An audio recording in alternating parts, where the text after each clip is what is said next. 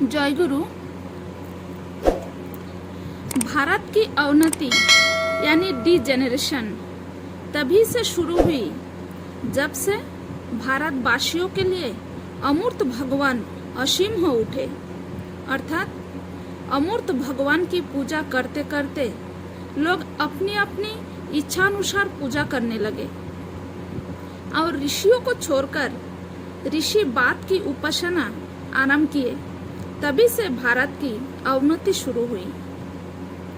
श्री ठाकुर जी इस विषय में हम लोगों को क्या बोल रहे हैं? श्री ठाकुर जी ने भारतवासी तथा मनुष्य जाति के उद्देश्य में क्या बोल रहे हैं? श्री ठाकुर जी की इस बात पर ध्यान देना हम लोगों के लिए बहुत आवश्यक है। श्री ठाकुर जी बोल रहे हैं, यदि आप लोगों ने भविष्य में समृद्धि लाना चाहते हो तो हिंदू, मुस्लिम, सिख, बौद्ध परंपरा, सांप्रदायिक मतभेदों को पीछे छोड़कर दुनिया के सभी गुरुओं या धर्म वेदों का सम्मान करो और जो तुम लोगों का जो आदर्श है, जो तुम्हारा गुरु या भगवान, उनमें आसक्त हो जाओ एवं उन्हें ही स्वीकार करो जो उनसे प्रेम करते हैं।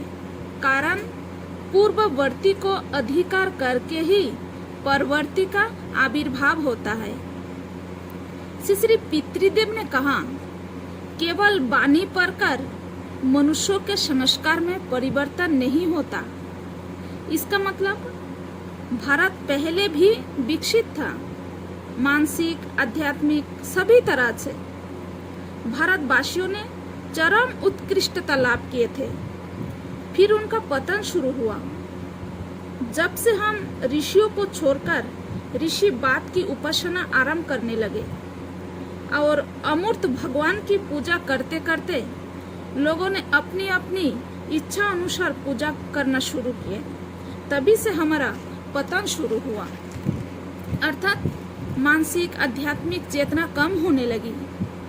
जब से उन्होंने जीवंत आदर्शों को छोड़कर अपने अपने विचारों को शास्त्र में लीन कर लिए। जब महाप्रभु आए थे तब निष्पक्ष समझौता को लेकर विद्वानों ने कई तर्क वितर्क हुए। जब महाप्रभु की प्रेम की ओर आकर्षित हुए तब जब उनकी आज्ञा मानने लगा तब प्रकृति ने आध्यात्मिक चेतना को प्रकट किया। इस बात से हमें यही शिक्षा मिलती है कि जीवन में उन्नति करना है तो हमारा जीवन चलन के पथ पर जीवंत आदर्श की प्रयोजन है। किसी एक को मानकर चलना ही है। अगर यह नहीं हुआ तो केवल वाणी से नहीं होगा और हमारा चरित्र गठन करने के लिए एक जीवंत आदर्श प्रयोजन है। और हम लोग बहुत ही भाग्यवान हैं कि श्री ठाकुर जी हमारे परम आदर्श है और श्री ठाकुर जी की मूर्त विग्रह श्री आचार्य देव, श्री ठाकुर जी की मूर्त विग्रह श्री आचार्य देव है। जय गुरु।